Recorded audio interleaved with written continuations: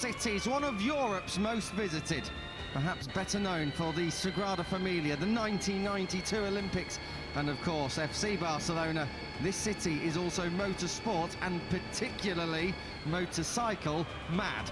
Over 500,000 motorcycles hit the streets of the city. That's more than the country's capital, Madrid, and third largest city, Valencia, combined. Is it at any surprise then that the original Spanish motorcycle Grand Prix was held here, based in Montjuic Park? And since then, past local heroes such as Alex Crivier, Tony Elias, Carlos Checa and Danny Pedrosa all went on to be world champions, not to mention the one who still dominates, Marc Marquez.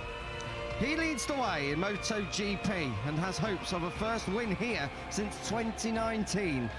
Whilst in Moto2, the title fight is now a three-way scrap with Diogo Moreira closing back in, but it was David Alonso who stole the show last time out.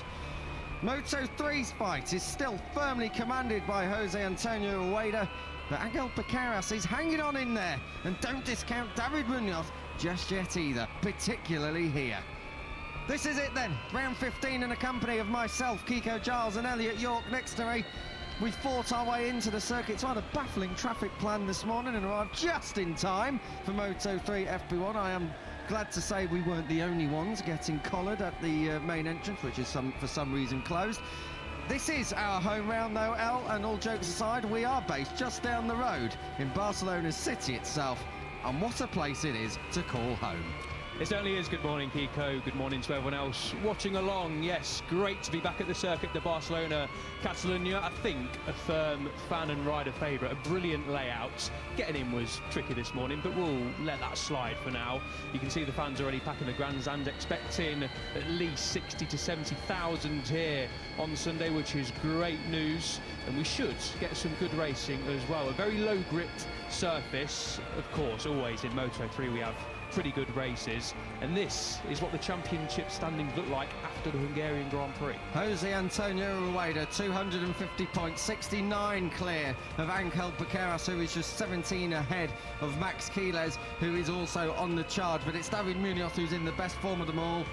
More points scored over the last 5 Grand Prix for Munoz than anyone else in Moto3. Carpe makes it a Spanish 1, 2, 3, 4 and 5 at the top, and is of course right up there as well in contention for top rookie. Joel Kelso rounding out the top 6. Valentin Peroni 7th though. He is another rider who's in mega form of late, so keep an eye on the 73, because this is also what, even though he takes an Argentinian nationality, he was born here in Barcelona. The fans have already come in early doors. They're keen to get going. They're keen to witness MotoGP action. Barcelona, it's in a September date this year. It comes back to its normal spring date next year. So this one spaced out in a slightly odd positioning, but just before all the schools go back, time for everyone to come out and play one more time. Yeah, still going to need plenty warmer though, isn't it? Even though we're in September, of course, in this part of the world, it stays very warm throughout this part of the year. Touched around about 30 degrees yesterday. I think it's going to be pretty similar all weekend long. So tough enough conditions for the riders out there circulating, but it is a track, of course, they know pretty much like the back of their hand. Everyone has done plenty of laps around the circuit, the Barcelona-Catalunya. The rookies will be happy to get back onto familiar stomping grounds. Well, of course, it was a level playing field last time out in Hungary. And really, Kiko, it was not all about one rider. I wouldn't go that far, but Quiles topped every session that you need to top. Practice on a Friday afternoon. In qualifying in Q2, got pole position, and then, of course, that fantastic second win of the season. A brilliant race. It wasn't the battle at the front that we tend to used to see, a big group battle at the front, but sometimes I do quite enjoy 3, 4, 5 riders going at it.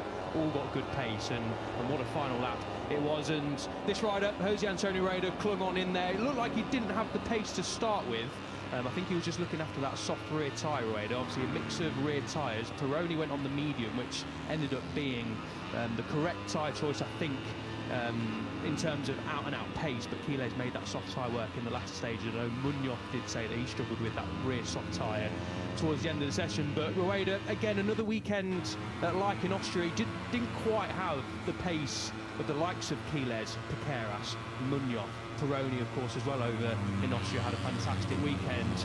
But he was there or thereabouts come the end of the race. He was in podium contention and picked up his second consecutive P5. And although he's lost 16 points to the number 28 on your screen, Maximo Quiles, and to Angel Piqueras in the last two races, both of them winning, both of them finishing P4 in the last two, he's still churning out the results he needs to do to just keep that advantage north of 60 points. It's just dropped under 70, 69 points over Angel Piqueras, 86 over Quiles and 95 over Munoz. So he's doing what he needs to do, Rueda, but I do feel he's got to try and just get back onto that podium, just nudge that points tally up a little bit more, but I still think he's firmly in control. I'm sure you agree as well, Kiko. He needs to get back, and just to remind everyone that in the second half of this season he is still the rider to beat, even though he might not have been in mega form since the first half of the season, since the Czech Grand Prix. I think a win round here, or at least a podium round here, will be just what he ordered. We're having a look through the field as FP1 for Moto3. He's going green, has gone green, and I've gone red up here. He comes. 32 minutes and 45 seconds on the clock, more or less. We had a look at Guido Pini. This is his teammate, David Munoz.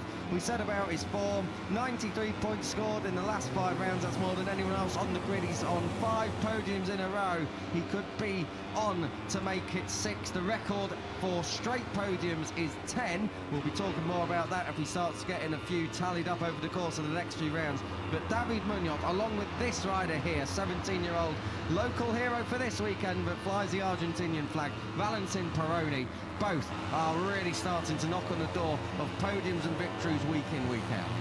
Yeah, Munoz, best run of his career, as you say, 5 podiums in a row, 6 podiums in the last 7, and he hasn't finished outside the top 6 in 2025. Of course, he had some DNFs at the start of the season, but now he's got locked and loaded into a nice rhythm. Munoz is looking pretty formidable. Unfortunately, the amount of points he lost at the start of the season is really costing him a real chance of fighting for the title come the end of the year. Of course, now pressure off for Munoz in terms of knowing what he's doing next year. The team confirmed in, I think it was Sunday in Hungary or just after, that he will be staying put in the Liqui Dynamo Intact GP team in Moto3 next year. But I do believe that contract does include an automatic promotion into Moto2 next year for a couple of years. So I think Munoz has his career and his immediate future set in that team for the next few years, which is good news for the 64, because of late he's had his critics, and fairly so, but of late I think he deserves a lot of plaudits for what he's been able to do, and he's on a great run of form. He's been the star rider over the last 5 rounds, and particularly the second half of the season. That there is no doubt, and it's brilliant that David Munoz has managed to forge his way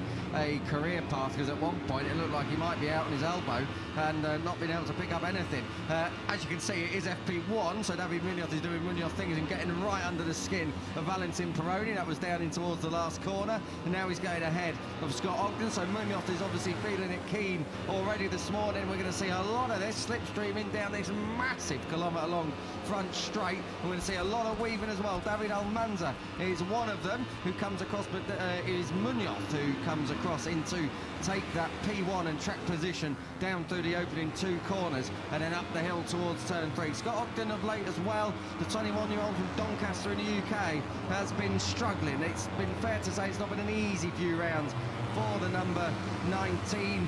He has had really a very tricky last 3 rounds. DNF last time out, 2 crashes in the Grand Prix for Scott Ogden at Balaton Park. He was 15th in both Austria and the Czech Republic before that, and a DNF in Germany. His last top 10, P7 at Assen at the end of June. That's a bit too long to be waiting for his last top 10, but he finds himself in the first weekend of September with a point to prove. Yeah, certainly does, as you mentioned. 2 crashes in the race over in Hungary, a weekend to forget, really. And he had a fantastic weekend in Germany, didn't he, picking up that pole position. Didn't finish the race, of course, and then just hasn't quite got going since then after the summer break either. So an important weekend for Ogden, for sure, an important weekend for a lot of riders, and of course the number 58, an important weekend for Luca Nanetta to be welcomed back. Great to see the yellow famous 58, of course, 658 Squadra Corsa team with their star rider back on their bike. Great to see after Lanetta unfortunately picked up that fractured right leg in the latter stages over at the Dutch TT. Yeah, Lanetta's been out for a little while now. He has missed, what, 4 races because of injury, and of course didn't finish over at Assen, but he was right on top of his game back when he did fall at Assen. And Lunetta really coming back into this round is going to be all about just trying to get back to some kind of feeling. He's going to not have necessarily a target in mind, but he would of course like to come away with points. But Lunetta, it's a track he knows of course as well from his junior GP days. So for the 658 squad, it has been a turbulent season to say the least. Stefano Neppa has not really performed since the opening couple of rounds, and Keso Gorman has been one of the star substitutes, let's be fair, over the last two as well. But now Luca Lunetta, their star rider, is back. You hope that Paolo Simoncelli's outfit can actually start picking up decent points and decent results. Maybe not here, but over the next coming rounds, particularly next time out the team's home round at Mazzano.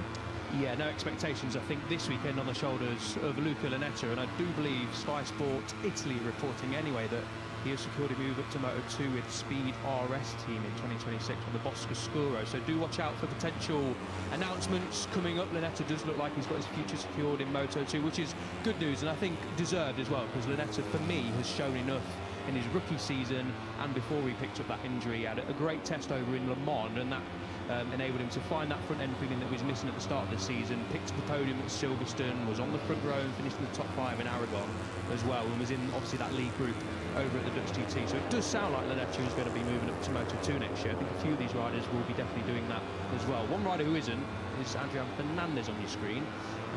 But yeah, good to see Lunetta back for sure. The good thing for Luca Lunetta is he's quite tall, so he'll probably suit a Moto2 bike a little bit better than a Moto3 bike. It is a little bit like a giraffe riding a greyhound at the moment, isn't it?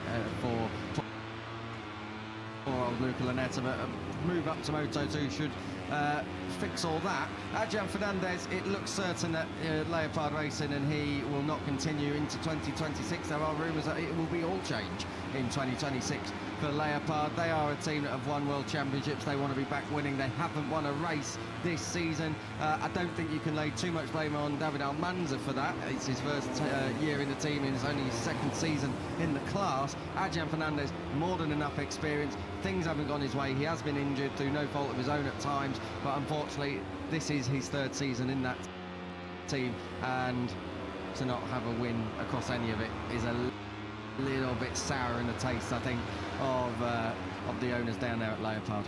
Yeah, he's definitely not done a bad job, Adrian Fernandez, but not doing a good enough job. Not quite good enough for a team like Leopard, who of course are used to winning races week in, week out, championships year on year, at least challenging for championships anyway, of course.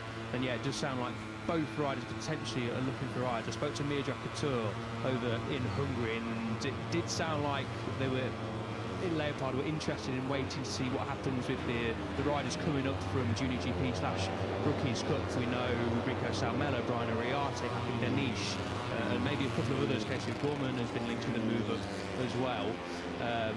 Waiting to see what happens in that sort of musical chair environment at Leopard. So it's going to be interesting to see who they do pick. They're going to want some star riders, maybe a rookie as well, to come and land and try and fight for results from the off, because as we've seen from the 28 on our screens, the rookies that come up through Junior GP and Rookies Cup are ready to challenge the podiums and victories. They are, but Max Quiles is a very, very special case in more ways than one, the number 28, and he's also on the best machinery. The KTM has outdone the Honda, and it brings some perspective and balance into this. It sounds like we might be hating on the riders, but Leopard is still the best Honda team out there on the grid. That bike is obviously just not working as well as the KTM, and the other thing with that is, are rookies actually a better option than sticking with at least one rider that you know? I don't know. I would, I mean, fair enough on Adrian. I think, yeah, it's not going anywhere after 2.5 seasons. David Almanza, I think maybe there's a bit more room there, and another season and coming in with that first season bagged and staying in a familiar setup, that can help. I'm not sure taking a punt on two completely new riders, particularly two rookies, would be a smart idea if they think that they're going to be back to the championship winning ways at least. Yeah, Mirjad did say as well that they are finding it difficult because, understandably, given the situation, everyone wants to be on a KTM because it's the package to be on at this moment in time. You've just got to look at the championship: Rueda, KTM, Piqueras, KTM, Quiles, CF Moto, but the KTM, Munoz, KTM, Carpe, KTM, Kelso, KTM, and now Peroni has jumped up to P7 on a KTM, and Yamanaka has jumped up to P8 on a KTM. The first non-KTM is Adrian Fernandez in P9, and Almanza 1 point behind in P10, and a further point behind is Furusato in P11. The KTM ultimately is the package to be on. Now, there's not a great deal of distance where the Honda, we believe, speaking to people, loses most of its time is coming out of short, sharp corners and getting that drive onto the straight. The KTM is pretty much good to go anywhere, and the Hondas do seem to struggle a little bit more. We saw in Hungary the top 5 or 6 were KTMs at the front. The first 2 Hondas were again the Leopard Hondas of Fernandez in 6th, who used the medium tyre, came good towards the end of the race, but 6.1 seconds off the victory, and 9.5 for Almanza in P7 for Leopard. Anyway, looking at that, you're going to think, yeah, well done boys, 2 top Hondas, but we want to be in that group fighting for victories. Now, Leopard are obviously experienced enough to look at it and think, yeah, we've not quite got the package underneath us to challenge for championships, but I do think a freshen up, at least on one side of the box, is definitely coming, and I do agree on Almanza. It's probably slightly harsh for the 22 to potentially be looking for a ride, but I think a bit of fresh blood, a fast rookie coming in, maybe the like of Casey O'Gorman, who's obviously scored points already. We believe that Salmela is going to Tech 3, Uriarte to Io, Hakan Deniz to MSI, with Piqueras moving up. But there's definitely space at the inn, and obviously some riders on the grid already who are potentially looking for rides as well. We'll fancy a bit of Leopard Honda because it is one of those seats, like the IO seat, coveted, that you want to be on.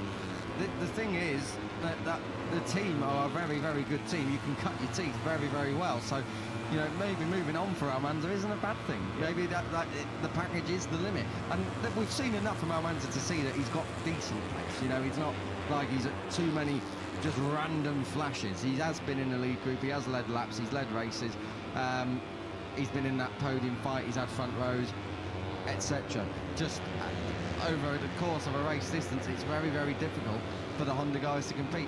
They are the top Hondas in the championship, 9th and 10th. 11th is Tayo Furusato. Now, Furusato, you'd imagine, if he had not fallen off like he has over the course of the last 5 rounds, where he's collected just 10 points from the last 5 GPs, you'd think, well, okay, Tayo Furusato is going to be higher up. But he isn't, and he's crashing because the packages are there. He's also making mistakes. His qualifying is just horrendous. There's a lot of factors around a lot of the Honda teams as to why there's so many inconsistencies.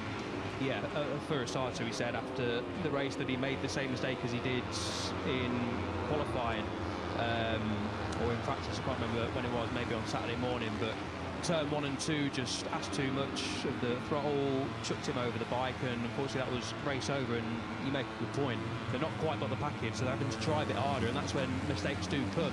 So yeah, Furusato is another rider we believe is moving up next year, so maybe Veda Pitara can move up into that seat. That's another hot rumour for you Indonesians out there. So yeah, plenty of musical chairs to come in Moto3, which is good for us to have a chat about. And as we're talking about the number 31, he is top of the standings by just over a 10th of a second. He is indeed, and we've seen this right the way through 2025, that in practice trim, the Leopard Hondas are right there, but in race trim, unfortunately, that Honda package just isn't there. I'll tell you someone I wouldn't mind seeing move up onto the Leopard team, Guido Pini. I know there was some discussions at various points last year with Leopard and with other teams in the paddock before he eventually got sorted out at Liquimoli, but I just get the feeling that Guido Pini, after a year of experience in Moto3, moving into a team like Leopard, it can only be a positive. Yeah, but it brings you back to the point, will Pini want to jump off a KTM on to a Honda? True. He's got Emilio Aldemora in his corner, obviously hugely experienced manager, of course most famously for the Marquez brothers, so Aldemora knows what he's doing, and he'll be obviously chatting to a few teams here and there, got great contacts of course, so he'll be trying to find the best spot for Pini. But in my opinion, Pini's perfect where he is. Here he is on your screens now, the number 94, obviously a good rookie season. Have another year in a fantastic team that the Intact GP team are. Another season alongside Munoz, who you can definitely learn a thing or two from. You can also learn a thing or two what maybe not to do sometimes, but Pini, I think, will be best suited to sticking where he is, but we're all waiting to find out. Of course, Moto's 2 seats to be decided. We've got Rueda, Keras, who we're expecting to be announced at some point in the near future, for Rosato, as we mentioned as well. So a few seats to be jumping up to Moto2, then I think the Moto3 situation will be sorted out pretty quickly after that. Really, you'd just be happy to jump on his bike after this morning when he got collared at the main entrance, just like we did. We weren't in bad company, that's for sure, when we were trying to fight our way into the circuit. Guido Pini likewise having some fun.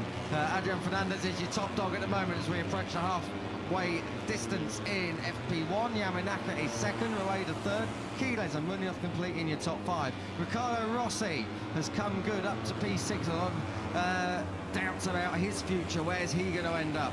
Angel Piqueras, 7th ahead of Joel Kelso, 9th for Foggia. Almanza completing the top 10. Ralston, Pini, Carpe, Marco Morelli in this weekend. He's 14th at the moment. That's a solid job on the Grid MLAV team. A lot of changes down at the Grid MLAV team as well, so a bit of a restructuring and a few new characters in there to try and elevate Michael Larrity's team back into the point scoring positions. In 15th place, it's Marcos Uriarte at the moment. For Rosato is 16th. Peroni, Carraro, Ogden, Detweiler, Lanetta on his return, Buchanan, Nepo in 23rd, Moodley and RB Aditama still in for the injured Tachikor Mawazri, rounding out the order so far. Yeah, if you can't see Eddie O'Shea on your timing tower, there's a reason why, because he's got a 10-minute penalty for the start of free practice 1 for unfortunately not complying with the rules of getting off the circuit as soon as possible when he had a problem with his bike in the race, at the start of the race over in Hungary. So O'Shea is currently out there. He's going to set a time in around about 10 seconds, maybe less. You'll see him pop up at some point, but that's why O'Shea hasn't been out there so far, because he was forced to miss the first 10 minutes of free practice. Eddie O'Shea needing a bit of a result before the flyaways. The good thing for him is that this is a circuit that he has been to before. 25th to 21st, I think it was last year in the Solidarity GP. Indeed it was. But O'Shea, it has been a real difficult run. DNF last time out, 21st back in Austria, and an 18th in the Czech Republic. DNF in Germany from that season's best, qualifying in 9th. DNF at Aston. So his last 5, and much like this 2025 season, yielding nothing so far. Yeah, and as you mentioned, the changes in MLAV, a lot of the team coming up from the Junior GP ranks. Of course, Marco Morelli races with them in Junior GP, and I think we've got a star in the making with Marco Morelli. Of course, he had a great debut with the Boe Motorsports camp over at the Czech Grand Prix. Scored points in P13, qualified, of course, in 8th in the top 10. And we do believe Morelli, well, he won't be sticking with MLAV next year. We do believe that he's going to be moving to Aspar, to Parna Maximo Quiles. Now that is a very exciting lineup for Aspar next year. Quiles will obviously heading to the 2026 championship as a hot favourite, along with the likes of Munoz, potentially Carpe as well. But we've got yellow flags out in sector 4. Is this the first crasher of the weekend? I think it is, and I can't quite see where that is. The yellow flag's on the entry to turn 13, the first of the double rights that end this lap. But I can't quite see. Maybe it's the last corner. We will find out very soon, I'm sure. We're coming through turns 1, 2 and 3. Leopard Hondas 1 and 2 there. Oh, it was Max Quiles. Well, would you believe it? And he has taken a beating there. The visor's come off on his helmet. So Max Quiles, that looks like he's had a big one. That, to me, is the last corner. And you can see the front fairing of that bike has come off. So as Quiles staggers, let's have a look what happened here. This is going to come through turn 13. And I just wonder if he loses the rear on the exit. Oh, he lost it coming around, and then gets the gravel treatment, and that bike takes a beating, as does poor young Max Quiles there. No wonder he's staggering around. That was a big one for the number 28. Yeah, didn't get chucked over the top, which is obviously not what we like to see, but that was a big old tumble through the gravel trap. Good to see that Maximo was back on his feet, albeit gingerly. So yeah, hopefully he's all okay after that one. Just lost the front coming through turn 13 where Rueda is now. I'm just wondering if he maybe clipped a bit of the inside curb, not sure, maybe pushing a little bit too hard. But yeah, not the start to the weekend then that Maximo Quiles would have wanted, of course. High on confidence whenever he isn't, Max Quiles, after his victory last time out. A brilliant last lap, of course, with Peroni nipping up the inside at the final corner. Peroni said afterwards that he just carried a little bit too much speed that he wanted going into that final corner, cost him a little bit on the exit, and that enabled Quiles to gather it up, make the cutback, and ultimately win the race to the line by 18 thousandths of a second, with some elbows out action as well to the line. Quiles was asked about that after the race by the journalist, of course, and he said I don't really like that sort of thing, but it is what it is, it's fine. It was pretty harmless at the end of the day. So yeah, not the weekend start that Quiles would have wanted in P5 at this moment in time, and I believe Aspar have won every race around here since 2021. Garcia, Guevara, who's it after that? I've got it down well, somewhere. David Alonso was at least one Alonso of them. is the last three, then it was Garcia and Guevara, and then I think it is Alonso 3 times. So yeah, Aspar have got a fantastic recent record around here in Moto3, and of course with Quiles and obviously potentially Foggia as well. Don't discount Foggia, but Quiles will be coming into this weekend thinking he can claim victory, but that won't do him any good at all. Send all your statistical requests to Elliot York at Dorner.com, but he is... it's on Aspar's Twitter, that's where I've seen it. He is known to forget it every now and then, particularly when push comes to shove, but very good one that. Oh, I didn't have that one noted down. The thing with Max Quiles is that he knows this track really, really well. Looking back on his history here, P2 and P3 in the European Talent Cup. Never been a winner though, although it was his first ETC podium here back in 2021. He won from pole last time out. There's only one other rider to do that in 2025. Who is that? Rueda. Correct, on your screen right now. And that's some going, because Jose Antonio Rueda in the first half of this season was absolutely dominant. For Max Quiles to be able to repeat something that the championship leader's doing in only his first year of racing, in less than 10 Grand Prix into his career, that's rather impressive. It's just been an impressive season full stop from the number 28 Quiles, hasn't it? Only finished outside the top 2 twice in the last 8. Of course, that crash in the Netherlands, still picked it up and finished in the points. Had a great debut over in Austin as well, inside the top 5. He was 7th in Le Mans, and just been formidable. We expected Quiles to come in and ruffle some feathers and be quick from the off, but I don't think any of us really, I don't think even the Aspar team and Quiles would have expected this kind of form straight away. So fair play to Quiles. Hopefully he's absolutely fine after that crash. Maybe a bruise or two here and there, but fingers crossed he can either get back out late on in the session, give the bike a bit of a rub down, but it did look quite damaged at the motorcycle. So hopefully this afternoon Quiles will be all okay, and he'll be pushing for obviously that top 14. So yeah, Quiles has just been fantastic, and he was asked about his title credentials after the race as well over in Hungary. It's obviously going to be difficult, but he simply said, I mean, yeah, why not? Obviously going to take it race by race, as a lot of these riders do say. Here he is on your screen walking back, which is good to see. But Quiles, I feel, is potentially a little bit too far off. I think Keras is personally a little bit too far off, but all it takes is for Rueda to make a mistake, either the bike giving up or just involved in something like a lap 1, turn 1 here, of course, in Barcelona. It's a very tricky turn 1, a long run down there, easy to get your braking marker on. All it takes is a small thing. Rueda loses 25 points, Quiles or Keras gain 25 points, and the gap comes below 50, and then it's really all to play for heading to the flyaways. So it's not over yet, for sure. An uphill task for the likes of Keras, Quiles, and especially Munoz, 95 points away. But the form that Keras and Quiles have found post-summer break is just giving them a little bit more hope than they would have pre-summer.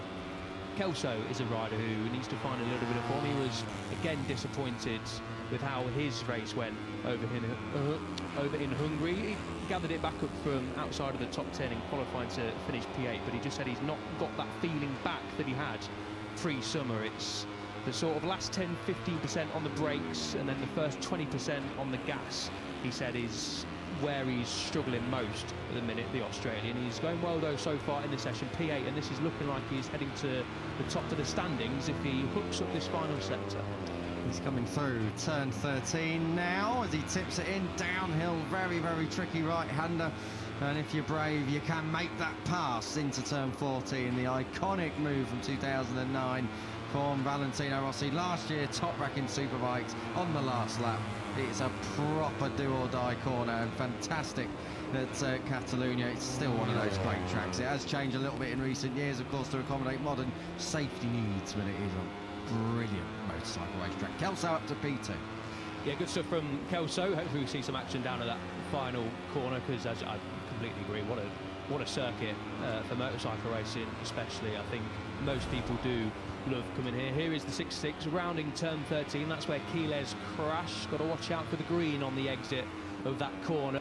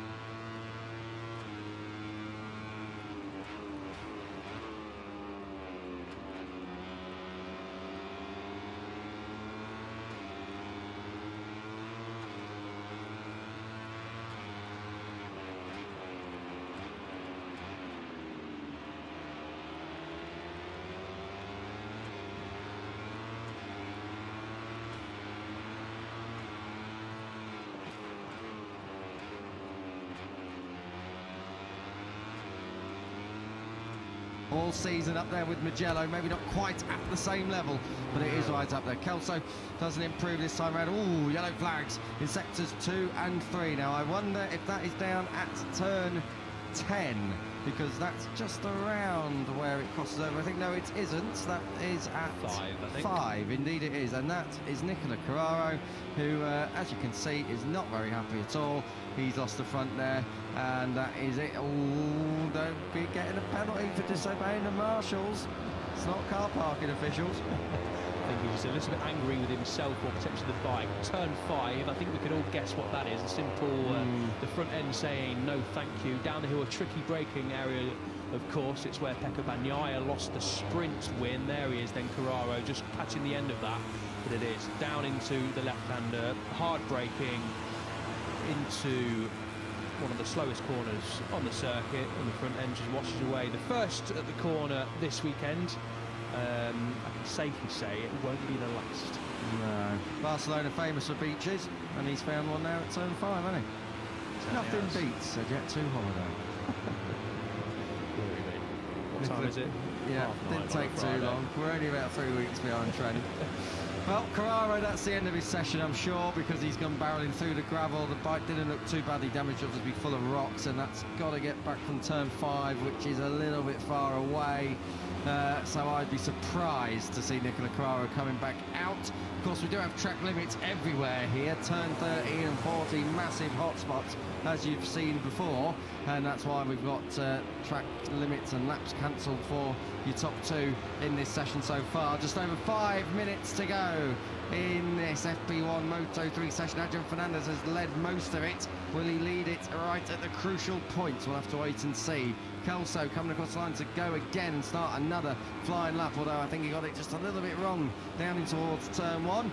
We pick him up through the opening sector, not sure if he's pushing on here. But moving up into 15th place, as you can see on your time in town. Rouchet Moodley has just gone into the 49.3s. Foggia has moved up into the top 10 in 9th place as well. So Late on, not a surprise to see some riders pushing on, and then also in the case of Carraro, not a total surprise to see some riders just pushing a bit too hard. Munoz saying welcome back to Luca Nanetta, down in through the fast left kink of turn 6 under the ridge before turn 7 and the climb back up the hill. Munoz on an estimated P1. That time he's chasing the session leader as well. Pretty much 2/10 under. Peroni going well as well on this lap, down in P19, so a slower getaway so far on Friday morning for your second place finisher last time out. But don't worry too much about that one. Fernandez getting out of shape into the tricky turn 10 hairpin. That's going to cost him time, and Munoz is now swarming all over the back of the Leopard Honda. So some fast times coming in at the end of this session. Who needs time down there? Lanetta, but we'll forgive him for that one. O'Shea's P23, Ogden down in P20. Oh, you said about turn 5 out, I have a feeling. Yeah. Yellow flags to sectors 2 and 3. And we're about to find out, oh, Riccardo Rossi, well, snipers have been sniped at turn 5, haven't they? Riccardo Rossi and Nicola Carraro have hit the dust down there at turn 5. I'm fairly sure of that. I can't wait till we get our cut to the wrong corner and it makes us look like Wally's up here in comms, but I'm fairly sure.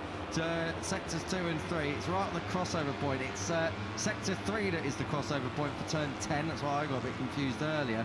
But sector 2 is turn 5, and I'm fairly sure Riccardo Rossi's gone down there. He's made his way back up on its wheels, and that's through turn 9. I wonder what we're going to have a look at right here, Al. Yeah, as we guessed. It is turn 5, so yeah, Ricky Rossi further around the corner actually, and then the front end just decides to give up once more. A bit of a nasty one that for Rossi actually, so didn't go early, but further around the corner Rossi chasing David Almanza on a fellow Honda, and yeah, the Snipers Honda just washes out from underneath the Italian. But good news for the Sniper squad is he managed to get back up on that bike and not too much damage done. It doesn't look like any. Luckily for him, it didn't spit him back up over the top as the rear end was coming down. In all of that, Valentin Peroni and David Munoz have got P1 and P2. So the times are starting to come in right at the end of this Moto3 FP1, coming around this long left-hander, turns 10 and through gritted teeth, turn 11. Jose Antonio Rueda making his way around. This is a very good lap coming in for your championship leader, Jose Antonio Rueda, who, as I said, right at the top of this session, could do with just striking back just a little bit in this second half of the season, just to remind everyone exactly why he is championship leader and to make sure that they don't think he's going to fall off in the next coming rounds and the flyaways, which he has said on record he knows will be different. Rueda goes top for now. Does he hold on to it? Yes, he does. Munoz improves his time. They are the only two in the 47s at the moment. 26 thousandths of a second between them, Rueda and Munoz. Of course, this session counts for nothing. The big one is later on in practice. That's when they'll go gung-ho and try to see who can move through into the top 14. Just on Jose Antonio Rueda, of course, big stats coming up. Next podium will be his 15th, and that puts him level with Alex Marquez and Sandro Cortese. And 6 top 5 finishes in the last 6, Al. But it's a miracle that, in a weird way, he's not really featured at the front, but has still maintained a nearly 70-point lead in the championship race. Yeah, the only time he has been at the front is when it mattered on a late Sunday morning in the latter stages of the race. He was a podium finish here last year on the 99, finished 4th in the Solidarity GP as well, so goes well around here. And this is ominous already from Rueda, 2/10 up on his lap, and this is way better than what we've seen from Rueda in the last couple of Grand Prix. He was pretty quiet on Friday and Saturday over in Austria and Hungary. As we say, came good enough in the races in both of those to finish in P5. But this is really strong stuff from Rueda, who has hit the ground running already here in Barcelona, and it looks like he's... I thought he wasn't out of form. He's not been out of form. That's a bit too harsh. He finished inside the top 5 and was less than, well, a second away from victory on both occasions. But hasn't quite hit the heights in the last couple of races as he has been all season. But 3/10 up, lapping alone, of course. He's looking really comfortable on that KTM around Barcelona. Coming through turn 14 and blasting to the line. He's doing it all on his own as well. Jose Antonio Rueda, this is going to be some lap, and indeed it is. A 47.497 to put himself 4/10 clear at the top over David Munoz. Guido Pini has just moved up into 8th place at the moment, but he's just under a second off top spots at the moment. We've got Alvaro Carpe coming through. We haven't actually mentioned Carpe, but this is going to be a great lap from the rookie, the number 83, looking to move up into P2 if he holds this to the line. Let's see what he's got. Carpe, P11, lost a load of time in traffic, I think, through that final sector. Checkered flag being made ready in the background, and there goes Dia Press down towards turn 1. It's not a race, lads. Steady on. Dennis Foggia, wow, backs that right in and blows his apex, and that's it, that lap gone away. So Foggia is going to be 14th at best. Angel Piqueras, one place further up in 13th place. That won't be too concerned, and we have seen Fridays go a bit array for Angel Piqueras in 2025, but 13th when Rueda's top, he won't be liking that. That's the thing, isn't it? He's going to see Rueda pretty much 4/10 clear of the fields. Piqueras down in P13. He won't worry too much about his position in free practice 1, but he'll look at Jose Antonio Rueda's pace, see how far ahead he is, and think, yeah, we've got a bit more of a task on our hands compared to the last couple of Grand Prix. I think Rueda this weekend, he's ready to make a statement again. He's allowed the chasers to just close in a little bit, let them gain a bit of confidence, but now it's the time here in Barcelona, next time out in Misano for Rueda to try and get that points tally back up to where it was before, around the 80-point mark, and then he's really in a properly commanding position. He is anyway, but is he going to go quicker on this lap to end a really strong session for the time to chase leader? Yes, he is, a 1:47.483. Now he is over 4/10 clear of the chasing pack, unless Munoz can have a say about that, which he does. Munoz goes to within 2/10 of Jose Antonio Rueda, but that was some final stint there from Jose Antonio Rueda, I've got to say. So the 99, 3 or 4 consecutive fastest laps of the session, so he's P1, no surprises there. Munoz P2, again, not really a surprise there. Who's going to be P3? It looks like it's going to be Fernandez. Kelso's lap has gone away from him. Stefano Nepa moves up into 16th place, but that is all she wrote in Moto3. FP1, your championship leader. He's been away for a little while in terms of the last couple of rounds, but he is back to where he has been becoming accustomed to in 2025. Yeah, this is what we're used to seeing from Rueda in the first half of the season. As you'll see, Quiles's machine back in the garage, which is good news. What isn't good news is it looks pretty second-hand for the Aspar mechanic, so a bit of a job on to get that ready for practice this afternoon. This is not turn 5, this is grounding turn 12, and then into 13 as we get the aftermath of what happened. Both bike and rider having a pretty nasty barrel roll through the gravel trap. We did see Quiles walking back in pit lane looking relatively okay, which is good news, but he'll be a little bit shaken up, a bit battered and bruised ahead of practice, but not for the number 99. A great session, a perfect session really, to get things rolling here at the Catalan Grand Prix. Shaken, but I'm sure not stirred. Max Quiles, the number 28 there. 10th place for him, but so they're all chasing Jose Antonio Rueda here.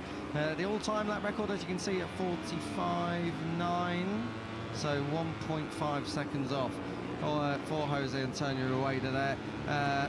We're expecting the times to tumble.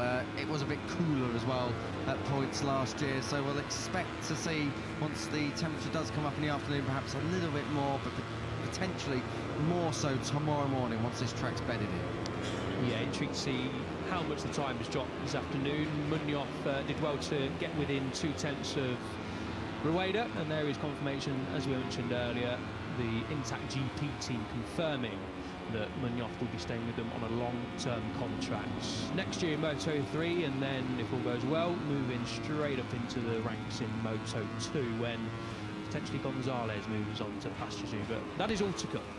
It is indeed, and at the moment he can be happy with P2 in FP1, but he chases Rueda. 47.483 for the 99, just under 2/10 clear of Munoz. Fernandez, your best Honda, in third. Yamanaka Peroni completing your top 5 ahead of Pini, who improved late. Kelso, Almanza, Ralston and Quiles, a crasher, completing your top 10. A welcome return to Luca Lanetta, who took 15th place in the end, 2 places behind Ricardo Rossi, who crashed, and 4 places ahead of Rossi's teammate Carraro, both crashing at the same corner. All the way down to Arbi Aditama, representing Indonesia, 26th place, and the number 93 looking to improve a little bit later on.